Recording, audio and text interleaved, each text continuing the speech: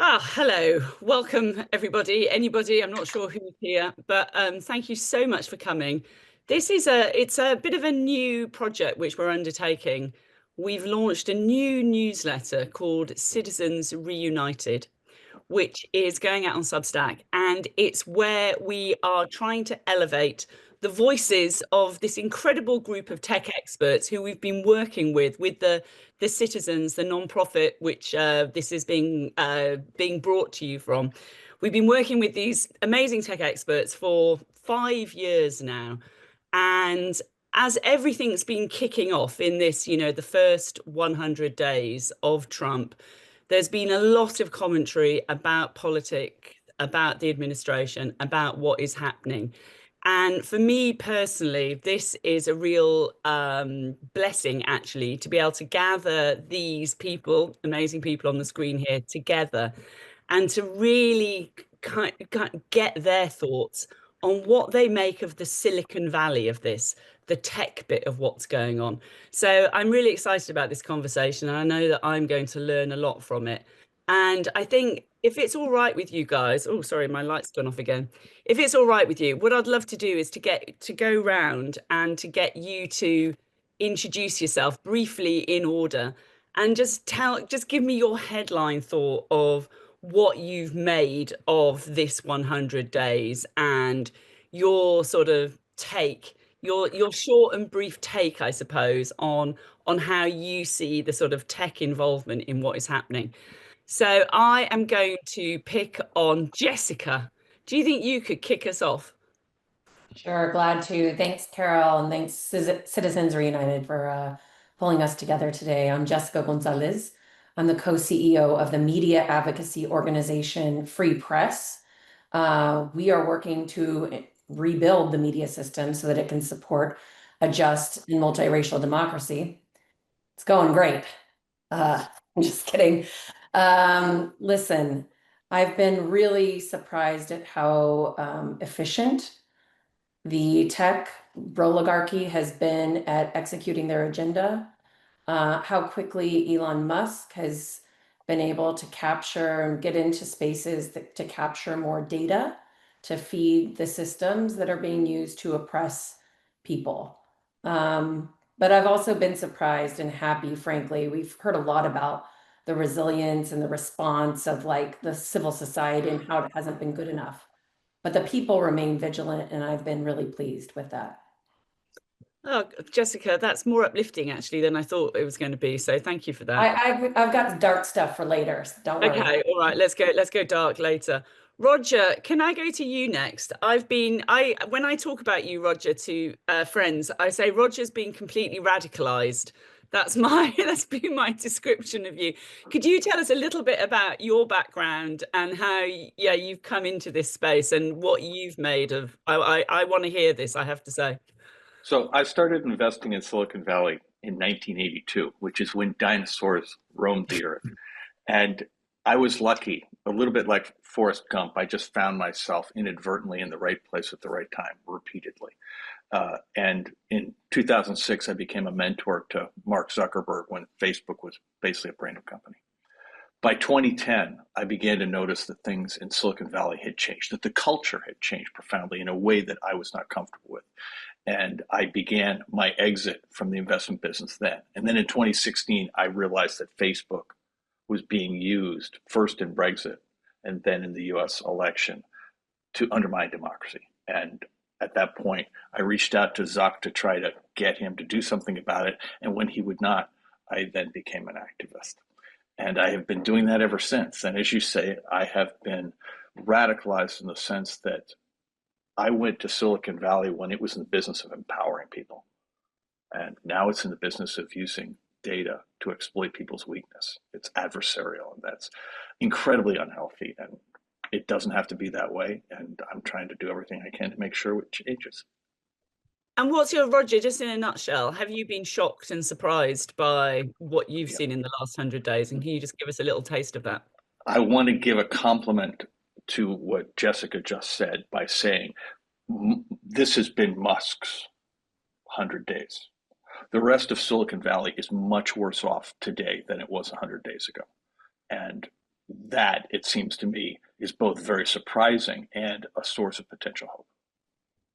Hope, how do you mean?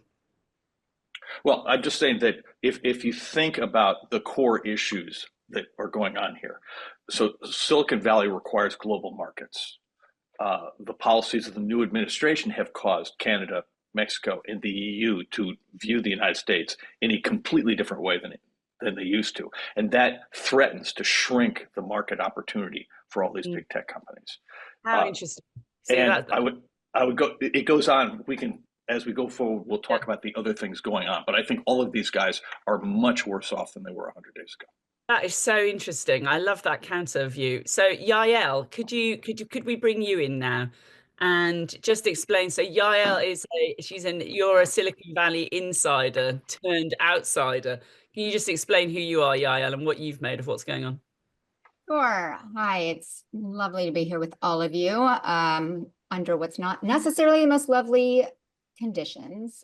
So I spent the first half of my career in the national security world, went to Facebook in 2018 as their head of global elections integrity ops on the political advertising side, and then left 6 months later and spoke very publicly, and have been working on how to hold these companies accountable ever since.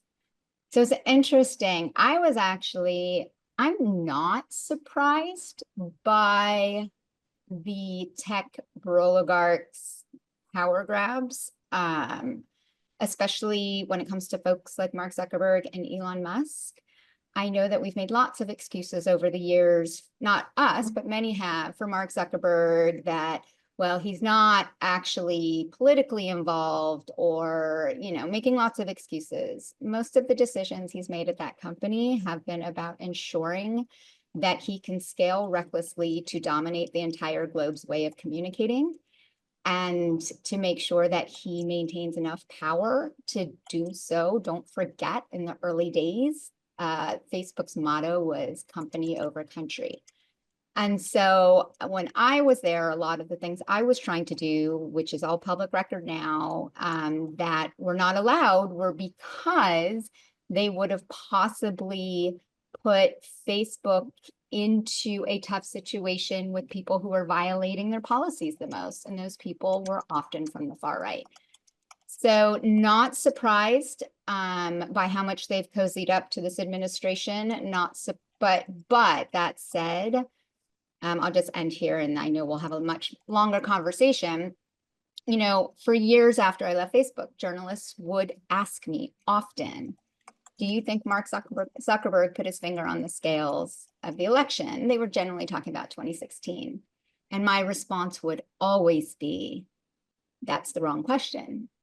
I can't prove whether or not Mark Zuckerberg put his finger on the scale. The question is, why have we allowed any one individual to accumulate enough power that he could put his finger on the scale if he wanted to? And fast forward, we know that Elon Musk did that. And so we have a lot to think about in terms of how to rein this in. Thanks, Yael.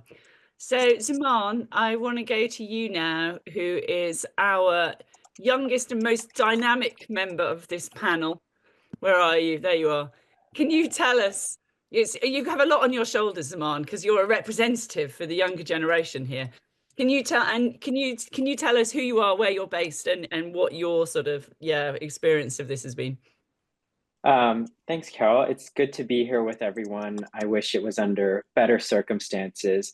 But my name is Zaman Qureshi. I'm the co-chair of Design It For Us, and I work at Accountable Tech, an organization focused on tech accountability. I got into this work because I joined the Real Facebook Oversight Board as a staffer 5 years ago. And so the work that I think we've done over the past 5 years helped inform my perspective and brought me into the space because I was concerned about how social media was impacting our elections. I'm 22. I got involved, I think, because I was seeing this, how this was impacting my generation. I think my perspective started off in 2018. I worked for a candidate in the congressional midterms that year, and I worked on the digital team. We reached out to voters through social media. And it was that grassroots touch point that I think not only excited me about the future of this technology, but worried me and deeply concerned me about its possibility to manipulate and its ability to misinform. Fast forward to now, a lot of my work is focused on youth safety and protecting young people online. But I think the power of tech companies and the growth that tech companies have had in the past few years to become more entrenched players in our government impacts things like youth safety, impacts things like the creation of platforms that actually work for us, that are actually designed for us. So I'm really concerned with the power of the small group of tech billionaire CEOs who currently seem to get to exercise an outsized amount of control on our government than any one voter or one individual is able to do. And they've done that because they've bought influence. Like, let's be upfront and simple and clear about that. They have bought their way to being able to influence democracy in a way that none of us have the ability to be able to do. I think Tim Wu is a great academic in this space, and his book around tech competition and its impact on democracy shows a roadmap for where corporate consolidation in decades and centuries past in this country's history has exercised control over our government. We've seen it previously with like the Standard Oil cases or the large railroad industries in this country. This isn't new, but what is new is that the people who are doing the influencing have created platforms to supposedly disseminate information. And they bring along the power that they are able to influence our elections on with the companies that they've built. Okay, thanks, Simon. So listen, Roger and Yael, can we bring you back? We're going to have a little sort of like conflab here. And I want to go specifically into like the stuff that we have seen happening during this period. And Roger, you're so good on the sort of business of tech, and I know that you've been following this closely. So can you just talk about some of the sort of, I don't know, most egregious things that you've seen happening and why they're happening? Like, can you just break it down a bit, sort of help us understand the sort of the tech of the politics of it at the moment? If you don't mind, Carol, I'm going to back up just slightly to start off with why big tech aligned Okay, with go Trump, for that. because I think that it's important to understand this. So from ballpark 1994 until just a few years ago, tech companies enjoyed an environment where there were no regulations, and essentially they had a free pass relative to all existing laws. And it didn't matter what scale you were, right? You could be a brand new startup like Uber, and your opening salvo was to literally ignore every law that applied to your industry and get away with it. And they enjoyed that. What changed was that the Biden administration applied one law, antitrust, and they showed a willingness to apply it broadly to big tech. And I think that was just a bridge too far. And the irony, of course, is that historically, antitrust has been incredibly positive for the tech industry. It literally got started because of an antitrust case in 1956. And almost every major wave of tech was triggered by antitrust. And every single time it worked out great for shareholders. So it's very odd that you've seen that level of pushback. But I think that's what drove it. And what I think these guys, I think they're so isolated. So they live in these homes that are like prisons. They go to work in these offices that are full of security, and they never interact with normal people. They essentially live in this bubble. And I think the result of that is that they're not in a position to really understand how, the decisions that they're making will affect them downstream. So I don't think any of these guys, they're so focused on doing the same thing as everybody else that it never occurred to them that there wouldn't be a whole lot of winners from aligning with Trump. that if you're in AI, for example, there are 5 or 6 gigantic AI initiatives in big tech, and there's only room for 1 or 2 of them to succeed.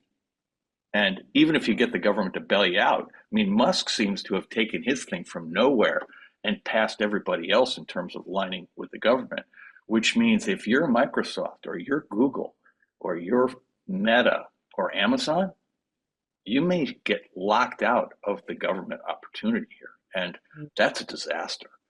And obviously, if every country around the world is mad at the US and wants to buy less product from the US, that's a disaster. And that's before you even get to tariffs, which raise the cost of all the hardware. And so, let me interrupt you briefly, Roger. So basically, you're saying it's less carrot and more stick going on here, which is that they ran scared of being broken up, and that's what like sent them running into Trump's arms. Is that what you're saying? That's what got them started. And I think they deluded themselves into thinking that this was a pay-to-play deal where there would be, you know, as long as they paid, they would get all the benefits. And I think they just totally misunderstood how much more, you know, the benefits of being Musk and throwing $250 million at the problem, that was going to put him in a completely different class. And, you know, again, my optimism is based on the fact that I don't think these guys have any idea what's going on. And, you know, for us, that's no help, right? These products are still incredibly dangerous. The best thing all of us could do would be to stop using all of them. I mean, Carissa Velouz, who's a philosopher at Oxford, wrote a book in which she described social media as being equivalent to asbestos, right? There's no safe way to coexist with it. You just have to ban it. And that same thing applies to productivity suites that are cloud-based, so Google Docs and Microsoft Office and all those things. And, you know, right now, the political thing is giving governments an incentive to completely rethink their tech policy. I'm optimistic about that. And I think it's giving people an opportunity to do the same thing. And whether we're going to take advantage of that, I don't know. But this is really an IQ test. I mean, these guys are clearly not aligned with the people who use their products. And the people who use the products have an opportunity to do something about that now. And we'll see what happens. Well, that's really interesting. Yael, do you want to pick up from that? And are you still in Washington, Yael? Have I got that right? No, you're not. I'm in New York. You're in New York now. Do you just like can you just give us a little bit of a kind of sense of what it's like being in New York now as well, and also whether you've noticed in your friend group as well, is there more understanding of what you've been talking about for the last 5 years? Do you think that sort of like outside your niche tech bubble that ordinary people are now going, actually, what is going on here? Have you got a sense of that? Yeah, a little bit. So that I will get to that at the end because that will be the little optimistic uptick. Okay. What was really interesting to me, shortly before the election, you know, a lot of people were trying to because I was always one of these screaming from the top of the mountain type person, a lot of people would turn to me and say, who do you think's going to win? And I was like, it's 50-50 right now. I have no idea who's going to win. And I will tell you what changed that for me and when I knew it was going to be Trump. And that's when I really started following Musk's activities before people were really fully clued into what he was doing. But speaking to the culture and a little bit what Roger was mentioning, I also started seeing people I know, people in my circles, starting to get really excited about Musk's potential role in government. And people who would have never publicly admit that they were going to vote for that side, saying things like, finally, they will take their feet off our necks in the tech industry, which I'm sure Roger could get to better than I have. Like, this industry is like the wealthiest industry in existence. How hard has the government's boot been on your necks?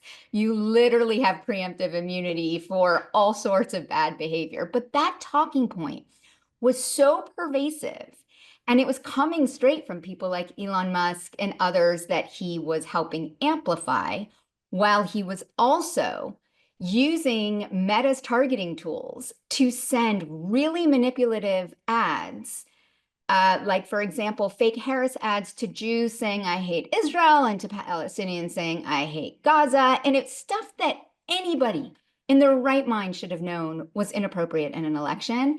And we traced it back, like some journalists traced it back to shell companies that were all funded by Musk. And so those two things combined made me absolutely sure who was going to win. But so what now, right? I look at this as, yes, these tech companies, in particular, certain folks have cozied up to power. I do think their hubris, the question is, will their hubris be what gets them in the end? And part of what I mean by that is, Carol, I saw you when I was in Berlin recently, and I was struck by the conversations that I was having with leaders in Europe in this space who were not saying, how do we help the US get through this? They were moving on. Like the conversations didn't even involve us. And I do think that's where, as someone who used to be a diplomat and used to be in the national security world, this is where their calculations have been so wrong. And I'm not sure if the US will recover. Because these tech leaders, when Mark Zuckerberg says publicly, I am going to work with Donald Trump to ensure that European regulators don't regulate us, which is basically what he said. It's a colonial mindset. It's not a diplomatic mindset. It's our allies are our allies because we bully them, not because there's a mutually beneficial relationship here. And it's a kind of mob mentality almost, Yael, isn't it? I mean, that's the thing which sort of worries me about it, which is that's completely true. But then there is that, as we've seen, the way that Musk uses, X as a weapon of a way of trying to force people's hands, of using tariffs to it's mob rule, really, to force Europe into a position. That's the sort of danger, isn't it? It absolutely is. And that's why all I could really say at the end of my talk there was, I implore you, our European colleagues, A, to know that some of us are still fighting, and B, not to back down on your efforts to actually figure out how to put guardrails around this industry. But I mean, people don't realize like these things are going to work their way into trade deals, into like there will be real financial consequences for our allies who literally sent soldiers to fight alongside us in wars in Iraq and Afghanistan. And there will be financial cost if they continue to try to regulate social media, for example. But to my point, I think that this might be where Musk and Zuckerberg overplayed their hand a little bit. Like the idea that every country in the world will forever be afraid of the United States, maybe not. New alliances are going to get formed, and people are going to turn, Europe is going to turn to whether it's themselves or whether it's other allies. And so I think the question will be how a lot of that plays out. But to your last question that you asked at the beginning, do I see some of my friends finally going, yes. For the first few months, I admit I was a terrible human. I had to stop myself from saying, I told you so, because that's like not a great way to have these conversations.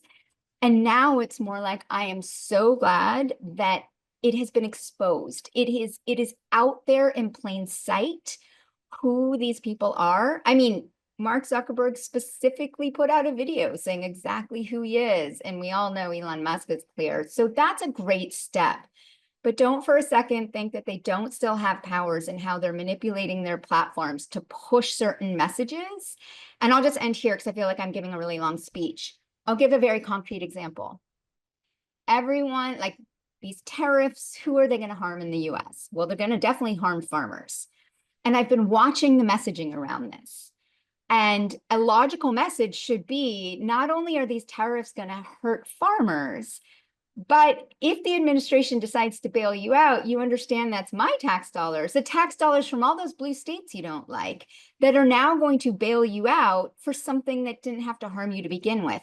That is not the message that is being pumped on platforms like X, where Musk does decide which speech makes it to the top of the list. And so it is important, it remains important to figure out how these companies work, because they are dominating how the messaging is received by communities that need to try to make sense of everything that's happening. I just want to, Roger, can I ask you, thanks, Yael. Can I just ask you, Roger, just one question as a follow-up on this? I think we've had discussions in the past about and Yael, this affects you too, the people who work inside the companies. So because of this is obviously the leadership that we're seeing here are making these, I think what we would say is immoral choices around, what they're choosing to do, what they're choosing to turn a blind eye to. What do you think? Do you think they do face problems within their own companies because this isn't presumably universal through them? And what's your sense? Do you think that could be some sort of block upon what they're trying to do? Oh, you're muted, Roger. I'm going to let Yael go first here because she's worked inside the companies more recently than I have. So it's really interesting. It's a great question because on the one hand, there is no doubt that this affects both morale. I will always stick by when I worked there were some really wonderful, passionate people inside the company, especially on the trust and safety side, who really believed in trying to make these products safer. And I'm going to say products because let's remember, they want you to believe it's all about the free flow of speech. These are products. They are designed and monetized by these businesses. And I think it gets harder and harder to put these blinders on inside these companies and pretend you don't know what's happening. The problem is, I think with X, like you've seen almost everybody that you used to know that worked there has left. With Meta, what Zuckerberg has to do is continue to give them something really exciting and meaningful and purposeful to work on. And what's that going to be? Well, it certainly wasn't the metaverse, but when he first made it about the metaverse, it was this exciting thing to give people inside something to focus on. Now it's AI. They're rolling out their like untested, unsafe AI chatbots. So it is an interesting thing. You want to be able to retain top talent, and that goes to the whole immigration thing and why the tech titans are against some of the immigration things that are happening. But at the same time, Zuckerberg and company don't really need to hire trust and safety people anymore because right now they don't believe they need it. If customers leave, and customers, I don't mean advertisers, I mean us, because we don't want feeds that are full of extremism, porn bots, and hate speech, then maybe he'll rethink that. But right now, the employees that were really there because they wanted to do something good, a lot of them have left. And I think it's harder and harder to justify your job there. So us reminding them that they shouldn't justify their job is a powerful tool. So Carol, one of the things to keep in mind here is that a huge percentage of the people working on these products in Silicon Valley were born outside the United States and are on the wrong side of the US immigration issues. There are 350,000 Canadians working in Silicon Valley. Canada has just elected a new prime minister who has quite clearly understood that the relationship with the United States has to change.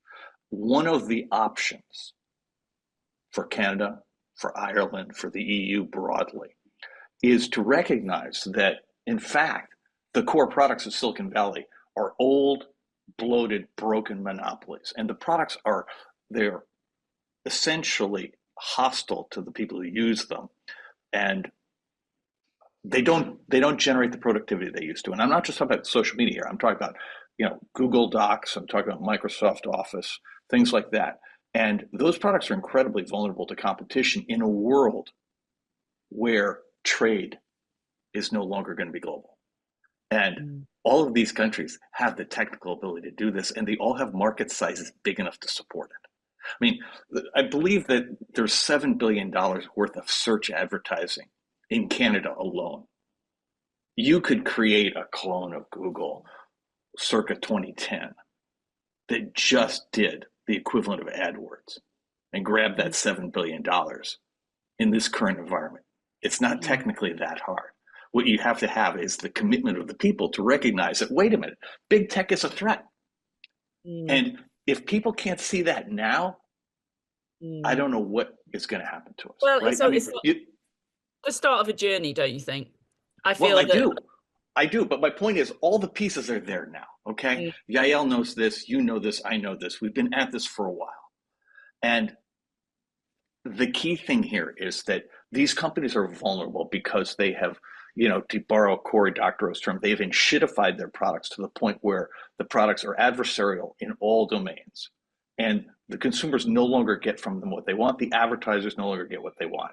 So that alternatives could work. And in a world where, say, the EU decides it's not going to buy US products anymore, or it's hostile to US products, they have more than enough market opportunity to replicate all of these things. And again, you're not talking about having to do state-of-the-art stuff. You're talking about replicating products from 2010, back when these products worked. Worked, right? yeah. And moving away from cloud back towards having your word processing and all that on your own hard drive. I mean, technically, these are not hard problems. It's a matter of will, political will. And if we don't have the incentives to do it now, we're never going to have it. And as users, we should all be looking for ways to do that. You know, you move to DuckDuckGo, you move to Signal, you move out of the big tech universe everywhere you can. And then as these new things come along, you embrace them too.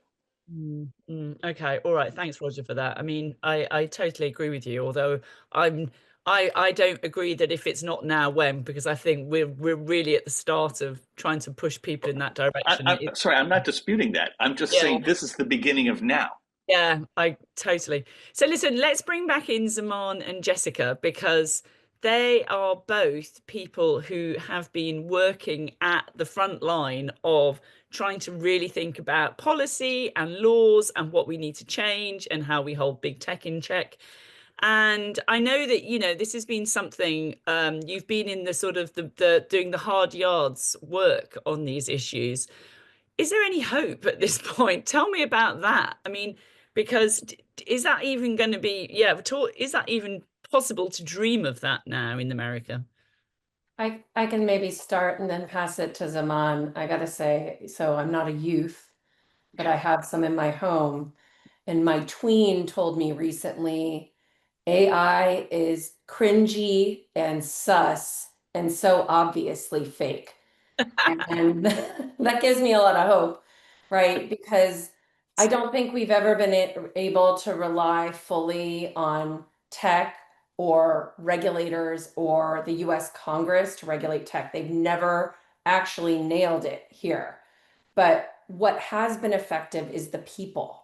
And when I look at what the people care about, they are not so thrilled. Like, we've seen Elon Musk's popularity ratings tank in the first 100 days, right?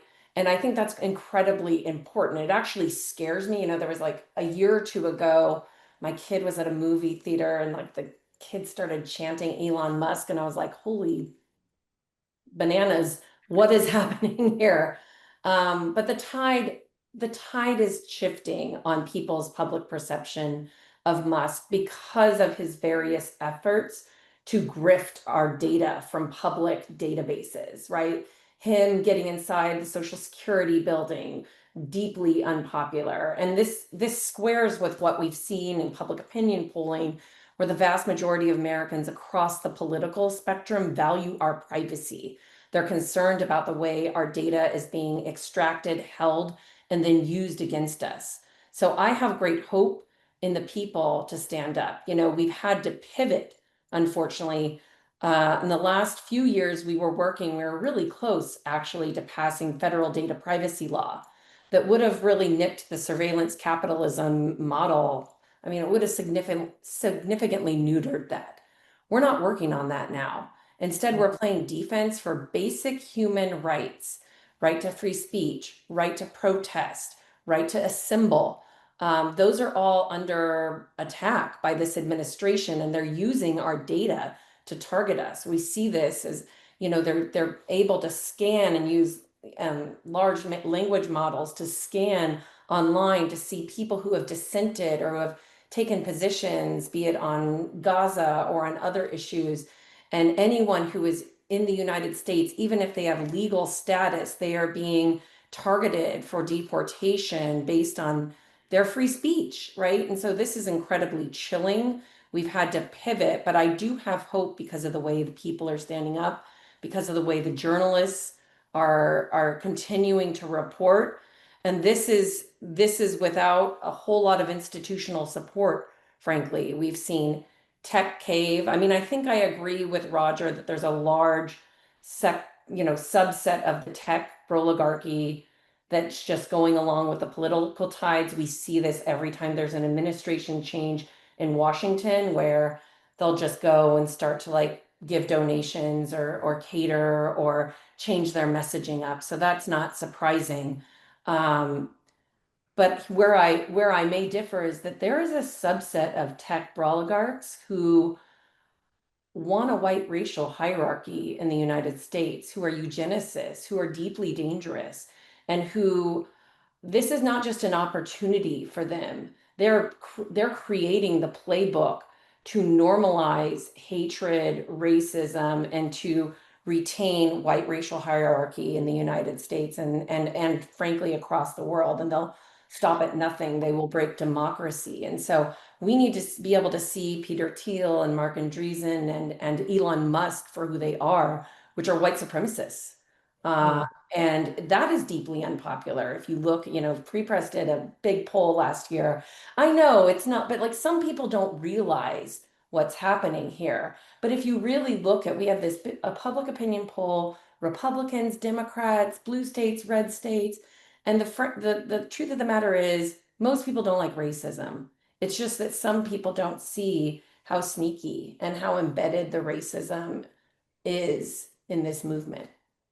Yeah, thank you for that, Jessica. I think that's a really, really good point. And it also seems like communities of color probably understand this more instinctively, perhaps, than some other, groups. That's my I told you so that I've been holding back on. Yaeli and I often joke about this, but I've been worried about this since long before tech was the predominant way that we are communicating. We saw how the right took over talk radio, cable news. This is just the latest iteration of utilizing the tools of communication to oppress people and to normalize human suffering. Yeah, that's a really good point as well. So Zaman, can I go to you? Because when Zaman, I met you age 18, if I can say this, you weren't your average 18-year-old teenager who got That's true. interested in data rights and privacy and then kind of like went down this incredible rabbit hole to understanding that whole world. So now what I want to know is when we started talking back then, is I wouldn't have said that those attitudes were standard amongst anybody, let alone young people. And there was, I think we've all heard people say this, like, I don't care about privacy. So what? It's out there. It's like, yeah, I don't care. It's like, what have I got to hide? Do you think that attitude is now changing? I do think it's changing. And I think that what Jessica and Roger and Yael are touching on gets at why I think it's changing. For the first time, I think people have had to consider what does the government know about you and how can it potentially use that information to hurt or harm you? And I think we're starting to see this across different issues. This was a reality that we started to think more about, but people have been talking about and screaming about for years, going back to the Dobbs decision to take away reproductive rights for people in this country. It is now starting to become clear because of the threats to people's legal immigration status in the United States.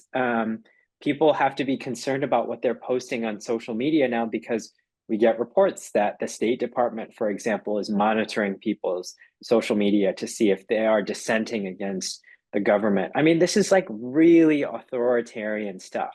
But I think for many of us, we've seen this coming over the past couple of years. I mean, Carol, you reported on Cambridge Analytica as sort of like the door that cracked open a little bit, and then Silicon Valley walked right on in. I think the way that I see it is twofold. It's first that Silicon Valley is getting access to government in ways that it has never been able to have before. Palantir, I feel like, is more of a household name now than maybe was in the past, but these kinds of companies and organizations that are using people's data against them, I think people hopefully are starting to pay more attention to, because it's going to impact you. If it's not already impacting you right now, it's going to. And then I think the second way is that companies are using their influence to try and prevent the regulation from taking place. I mean, Jessica talked about this. For years, we worked on data privacy legislation, antitrust, kids' online safety and privacy. And now that is such a difficult reality to imagine in this environment. We did those on a bipartisan basis as well. This wasn't a partisan approach to any of these pieces. They were hugely bipartisan, especially in such a polarized time. But we look at it now like you can't really imagine what antitrust or privacy would look like because there's no Democratic commissioners at the Federal Trade Commission, for example. House Republicans yesterday are proposing to gut the competition authority of the key competition regulator in this country. I mean, it is the slow rollback of the kinds of protections that American consumers rely on. And I really hope that people are starting to pay attention for that reason. One interesting dynamic that I do want to name that I think Roger got at is that we have, just by nature, we have crappy tech products. Like the landscape that we are given is crappy. Like we have a handful of products that we can use that have been gifted to us by the emperors of Silicon Valley because this is the ecosystem that they've created for us. But we come from a country of innovation, where we have companies that want to do well by their consumers, that want to produce things that actually do good for the world. And so when Jessica's tween says that that AI is sus and cringe, like I feel like that's a pretty common experience that a lot of people have. Like tech could be so much better, but because we've let a bunch of people, a bunch of primarily white men, control that ecosystem, we've had to essentially accept what has been given to us. So I think that there are people within the Republican Party who are starting to realize this, and there's an interesting fissure that's happening right now. On the one hand, you've got the DOJ pursuing landmark cases against Facebook and Google. Like that isn't necessarily what we would have predicted when this administration started. There are people who do want to break up these companies because they see the threats to people and by extension to their voter base. However, if you look at where the direction comes from, I don't believe that President Trump has given any indication that he wants to regulate these companies in any way that's meaningful. So my hope is that ultimately the Republicans are going to get in the way of themselves, in that the desire to pass anti-monopoly laws and enforce monopoly laws that are on the books right now are just simply going to be are so popular but are not politically viable for this party, that we will be able to open up the door and run back through, because I think people are starting to realize the consolidation that's happened in this industry and how it hurts them. Listen, let's bring everybody back in now and do a sort of quick fire round of, I just think it would be really interesting. Can we just sort of have a, like, what's the sort of most, it's so in this 100 days, and thinking particularly about the tech angle, or it can be, you can broaden it if you want, but what is the thing which has most shocked or horrified you, I suppose? Like, what was the moment when you were like, okay, there is something else going on here? Does anybody want to volunteer to kick off with that? Yeah, I'll go first. And that one's really easy. When the Doge people went in to get the personal data from, take your pick, IRS, Social Security, all of those things. The notion that government databases were no longer protected by any form of either privacy or national security protection, that was incredibly alarming. And it's what, I mean, we still don't have a clear answer on that, do we? I was just reading something earlier about. I mean, what more do you need to know? Yeah. Right. I mean, as Saman just said, spell it out what the ramifications of that are, Roger. If you've got access to all of that data, what are they doing with it? Just what, in your head, what is Elon Musk doing with that data? Well, I actually don't know. I do know, though, what the reason that these things were compartmentalized was that it was viewed as that the government had an obligation to the citizens to protect privacy wherever that was possible. So if you are not a criminal, and the vast majority of the people in the country are not, you have real rights to privacy in this country, and that was enforced at the government level in each agency. Access to data was very carefully monitored and limited. And as far as I can tell, all of that has been blown up, not through any kind of legal process, but through a different process. Yeah, and we know we sort of, obviously we know that these companies want this large amount of data because that's what they use to train their. Yeah, these companies right now, it looks like one company. Yeah, which is so. So Yael, can I go to you on that question? What was your sort of gobsmacking? Do you have that word in America? Gobsmacking. Yes. That one that I you do have do. that word. You have that one. I sometimes throw in some anglicisms which you don't.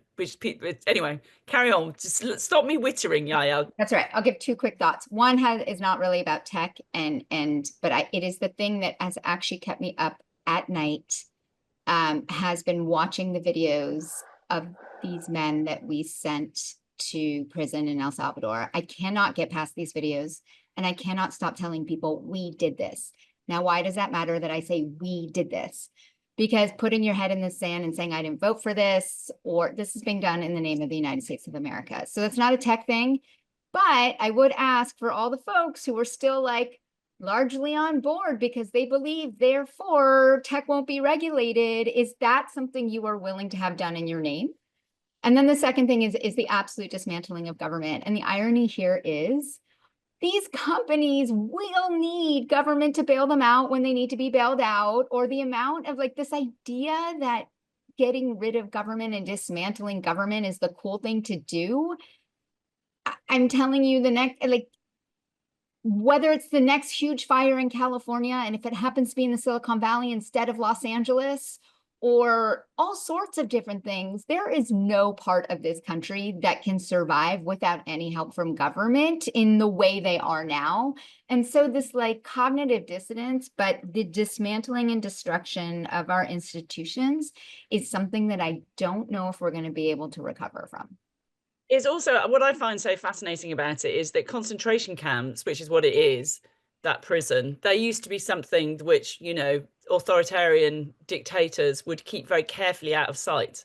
Whereas the fact that it's kind of being used to feed the algorithms of these social media platforms is the thing which I find sort of most disturbing. And it's the reveling in the cruelty. When I see Noam standing bragging in front of these men behind her as if they were nothing, it's the reveling in the cruelty. And I'm not saying that social media created that, but that level of overt cruelty and bragging about it and getting it all in the algorithms on X is something different from the past. What about you, Zaman? What's your sort of been your sort of takeaway or your taking your breath away moment?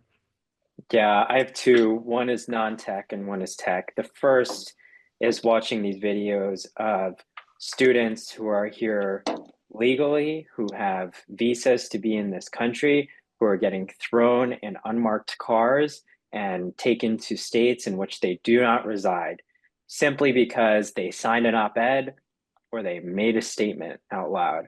And there's nothing more un-American than that. And I think it's like I've been on college campuses since I graduated. I've spoken to students. It has had a chilling effect. Students are fearful about speaking out. And I think that that fear has made it difficult to figure out how we can harness this movement, especially with the lack of leadership that's coming from the opposition party, the Democratic Party right now. The other thing I will say, so I was not surprised, like all of us were, when Facebook announced it was going to end fact checking on its platforms. None of us were surprised about that. I think what just irked me was when Joel Kaplan went on Fox and Friends to explain that decision. So Joel Kaplan runs public policy at Facebook. He is the sort of last line of sign off at the company for all things that have to do with policy. And Joel Kaplan used to work in the Bush administration, is a friend of Justice Kavanaugh, and so has deep ties to the Republican Party. And I have Facebook's communications perspective, I think, has gotten increasingly more Trumpian since he took office. It is increasingly trying to bow at the knee of Donald Trump, and by going on Fox, it was just a clear indication of where this company sees its responsibilities, and that's not to its users or to the people that use its products, it's to the president. I do want to just quickly say one thing. I think, so a couple weeks ago, Ezra Klein made a video, an opinion columnist at the New York Times, where he said, when we start treating Donald Trump as if he is king, we've lost. We cannot give him the power by believing that he is king. And I think that same concept has to be applied to Silicon Valley. We cannot believe that these gods of technology communication are gods. Exactly. They are not. They are simply men. They are individuals and people who have amassed a large amount of power, but that power can and should be curtailed. And if we don't let it happen, then we are the ones who are going to be able to take back control over this. Great. Okay. What about you, Jessica? Wow. Well, the three of you hit it all. Some of the worst hits, I guess. Listen, dehumanization has been part of every authoritarian takeover in history. And so we see it happening. It's shocking every time it happens. And yet we know this is a critical part of the playbook. I guess what I would add, the widespread corporate America capitulation, almost without exception, has been worrisome. I think the judiciary has held up better than expected, but I am most nervous. The thing that keeps me up most at night is whether or not judicial orders will be in. Oh, did we lose Jessica then? Oh dear, did you? Am I back? Can you hear me? Where did you lose me at? Don't worry, you're good. Just carry on. Okay. I'm really concerned, frankly, that the executive won't comply with judicial orders. I think that is a signal of the end of democracy. That is a hypothetical that us lawyers did not get in law school. And we're in deep trouble because we are already there at only 100 days in. So that has implications for the tech sector. It has implications for our democracy, and I'm really worried about it. So thanks, Jessica. So listen, we haven't got we've got sort of 6 minutes left. So I wonder, there's some questions in the chat, but there's also, I mean, actually one of the key things I think, which would be really great to have from you. So we've got this from Patrick Lee. I don't know how to pronounce that. Poor apologies, Patrick. Says, is it possible to regulate the social media giants? I feel like we've actually done a little bit of that in the US, not currently. And we said, should we be trying to switch to alternatives? Is the other part of his question. Levy, there we go, sorry. So I think, could we just do that? Like, the thing which people are always asking is like, what? So these are all really good points. They're not gods. We've got to hold the line. They're not that. Actually, they're in trouble. You know, we've had some really good points made around this. What are the, so if you could sort of beam out your message of what people can practically or should be doing or thinking about, from small things to actually more active things in terms of, I don't know, joining movements, whatever. Who would like to have a go at chucking out something positive and proactive there? Well, I'll give it a quick shot. The thing to understand about all of this is that these people depend on literally everyone using their products. And there are substitutes for all this. And there are substitutes that are similar but controlled by other people. And there are things that just work different ways. And I would encourage people to think about the stuff that works different ways. And which is to say, use Signal and create group chats as opposed to using Facebook and Instagram, right? And use email, use Signal, use things that don't require you to be on a social media platform at all, and move away from Google Docs and the cloud-based Microsoft products, because those things are just incredibly hostile to you. Everything that you put in them, you have to assume is going to be not just part of an AI product, but not private to you. And we have to change our whole relationship to technology. We have to start by not trusting the vendors. Don't trust any of them until they prove they're trustworthy.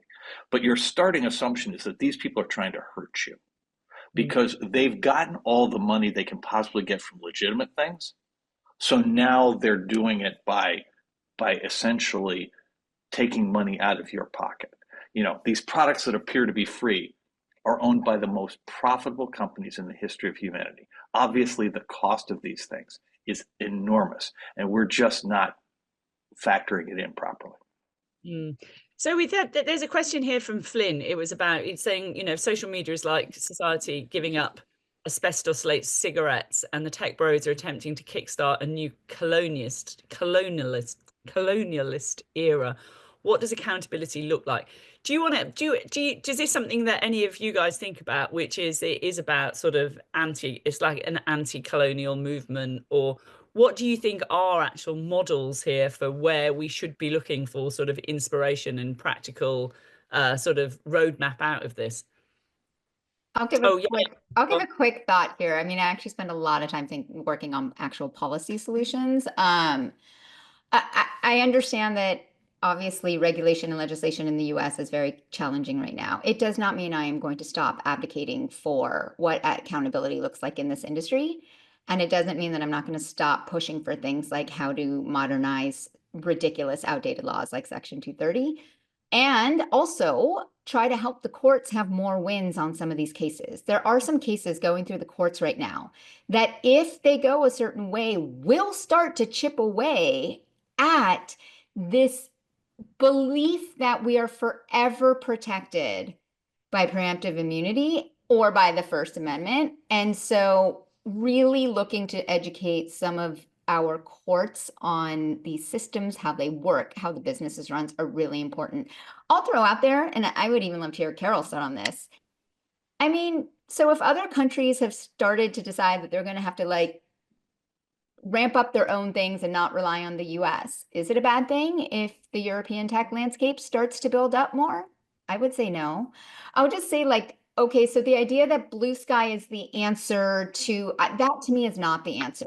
A fragmented social media environment where everybody's even more in their silos and even more unaccepting of any viewpoints that are different from them, to me, is not actually how you build social trust. I'm on blue sky. I love blue sky, but it's not the answer. Anyway, those are just a few top line thoughts. Yeah. I kind of agree with you on that one, I have to say. What about Jessica? What's your inspiration for us? At a time when so many institutions are caving, I continue to be enamored with journalists, not their parent corporations, necessarily. Me too. But we are working on how to rebuild journalism in a way that actually serves communities. And you can text freedom to 78748 to get updates on what we're up to. But we are not going to solve these problems without being deeply in our communities, without organizing, without listening, and without actually figuring out what is the news and information people need and want so that they can get civically engaged, and how are we getting it to them, because the market is fragmented, right? But yet there are still institutions that are all under attack, by the way. Our public media system is under attack right now in the United States, but there's institutions still with trust. And at the end of the day, I might not trust the corporate parents, but I've seen journalists continuing to step up. And I think we need to make sure that there are sustainable models for people who are on fact-finding missions. Music to my ears, Jessica. I'm just going to applaud you for that one. Zaman, what about you? I think folks can take the learnings from this call and disseminate it to their communities. We need to start making the link about how this government has evolved the way it has and the power of the tech industry and its role in that. The more people that can understand that link and what that link looks like will organize and protest and demand that their lawmakers reflect that same voice to them. And it will be able to help us create a community of people who are actually working on the policy, who can show that, hey, look, my constituents also get this too. Look, they are worried about the fact that Google controls the entire ecosystem, or that, Musk has access to my personal information. So let's start making the links happen. Let's start having conversations in our communities. I don't think, this conversation is the end all be all. Like, generate these conversations within your communities and talk about the intersection of tech and democracy and how it's impacting your life. Brilliant. And I just want to explain, so we'll let everybody go shortly, but I just want to explain what we're up to. So the Citizens is the nonprofit. We've been going since 2020. We set up we called it the Facebook Oversight Board back in 2020 specifically and successfully to put pressure on Facebook. We've now rebranded that as the Big Tech Oversight Board. But I just wanted to explain. So the Citizens runs a newsletter on Ghost, which is one of these good, ethical, sort of sound tech companies. That's a newsletter called Citizens Dispatch, which is going out. And it's really about trying to build this community of people who are interested and sort of fighting back against these topics. This is a new initiative, which we're now trying, of using Substack to launch a new newsletter called Citizens Reunited. As I said, it's about sort of elevating the voices of these tech experts, of whom we've been really lucky to have here, for example, and speaking to that audience, because although Substack is another VC funded tech platform, with all of the problems of all of the VC funded tech platforms that we've seen so far, cannot be relied upon, because in the way that none of them can be. However, there is an audience which is gathering there, which is about independent, trusted voices in this moment in which press institutions we're seeing in America coming under attack and folding. So I think we decided that we would sort of come and join that discussion, that conversation on Substack. And that's where I've also been building a newsletter called How to Survive the Broligarchy. So I just wanted to explain that, because I've been getting a lot of pushback of why you're on Substack. And it's a really reasonable question given what we're talking about. But my view really is that as journalists, as communicators, we just need to be where people are. And there is an audience there. And I think that ideally we're on all platforms. I mean, personally, I find that totally exhausting.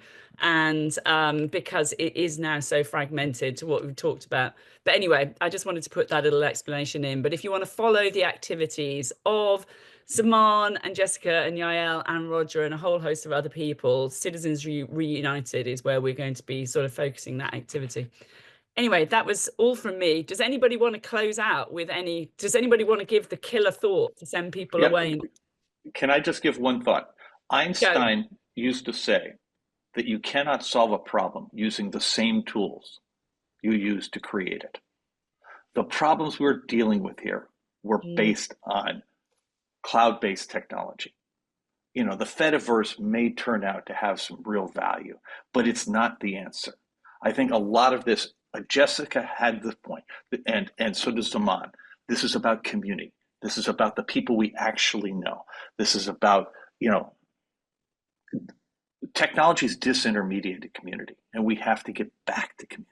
And there's a zillion different ways to do it, and each of us will choose our own way. But the one thing I'm absolutely certain of is technology is not the answer. Okay, doesn't mean you can't use tech. Just relying on it to be the solution, I think, is a fool's errand.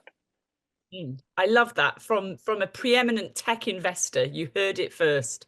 So there we go. Ex-tech investor. No, I don't know. Ex-tech investor. Ex-tech Yeah, well, investor. Tech radical, as we now call you, Roger. Yeah.